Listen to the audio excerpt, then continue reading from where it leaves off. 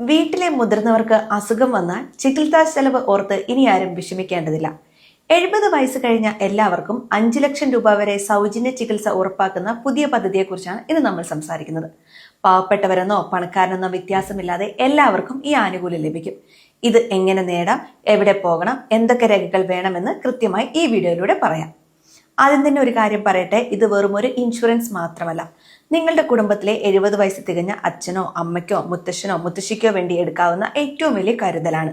നിലവിൽ നിങ്ങൾക്ക് ration card ഉണ്ടെങ്കിലും ഇല്ലെങ്കിലും, നിങ്ങൾ സർക്കാർ പെൻഷൻ വാങ്ങുന്നവരാണെങ്കിൽ അല്ലെങ്കിലും ഈ കാർഡിന് അപേക്ഷിക്കാം. ഈ പദ്ധതിയുടെ ഏറ്റവും വലിയ പ്രത്യേകത ഇതിൽ വരുമാന പരിധി ഇല്ല എന്നതാണ്. നിങ്ങളുടെ കയ്യിൽ ഏത് നിറത്തിലുള്ള റേഷൻ കാർഡ് ആണെങ്കിലും കുഴപ്പമില്ല. 70 വയസ്സ് കഴിഞ്ഞവർക്ക് മാത്രമായി ഒരു പ്രത്യേക കാർഡാണ് സർക്കാർ നൽകുന്നത്. ഇതിനെ ആയുഷ്മാൻ വയോവന്ദന കാർഡ് എന്നാണ് വിളിക്കുന്നത്. കുടുംബത്തിലെ മറ്റുള്ളവർക്ക് നിലവിൽ ആയുഷ്മാൻ കാർഡ് ഉണ്ടെങ്കിൽ പോലും 70 കഴിഞ്ഞവർക്ക് ഈ പുതിയ കാർഡ് എടുക്കാവുന്നതാണ്. കാരണം അവർക്ക് മാത്രമായി 5 ലക്ഷം രൂപയുടെ ചികിത്സാ സഹായം അധികമായി ലഭിക്കും. ഇനി ഇതെങ്ങനെയാണ് അപേക്ഷിക്കേണ്ടത് നോക്കാം. ഇതിനായി നിങ്ങൾ ഒരിടത്തും ഓടി നടക്കേണ്ടതില്ല. നിങ്ങളുടെ കയ്യിലുള്ള സ്മാർട്ട് ഫോൺ ഉപയോഗിച്ചോ അല്ലെങ്കിൽ അടുത്തുള്ള അക്ഷയ കേന്ദ്രം വഴിയോ ഇത് ചെയ്യാം.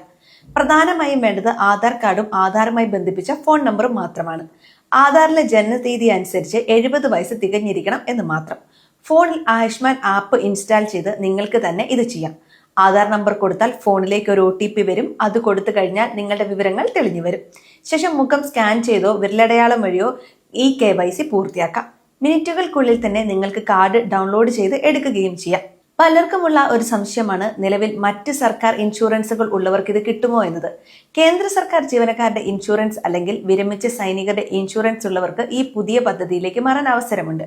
എന്നാൽ ഓർക്കുക, ഏതെങ്കിലും ഒരു പദ്ധതി തിരഞ്ഞെടുക്കാൻ മാത്രമേ പറ്റൂ. സ്വകാര്യ ഇൻഷുറൻസ് ഉള്ളവർക്കും കാരുണ്യ ഇൻഷുറൻസ് ഉള്ളവർക്കും ഈ കാർഡ് എടുക്കുന്നതിൽ തടസ്സമില്ല. ഇനി ശ്രദ്ധിക്കേണ്ട ചില കാര്യങ്ങൾ പറയാം. ആശുപത്രിയിൽ അഡ്മിറ്റ് ആകുന്നതിന് മുൻപുള്ള 3 ദിവസത്തെ ചെലവുകളും ഡിസ്ചാർജ് ആയതിനു ശേഷമുള്ള 15 ദിവസത്തെ മരുന്നിന്റെ ചെലവും ഈ പദ്ധതിയിൽ ഉൾപ്പെടും. എല്ലാ സർക്കാർ ആശുപത്രികളിലും ഈ സേവനം ലഭിക്കും. കൂടാതെ പദ്ധതിയുമായി സഹകരിക്കുന്ന സ്വകാര്യ ആശുപത്രികളിലും നിങ്ങൾക്ക് ചികിത്സ തേടാം.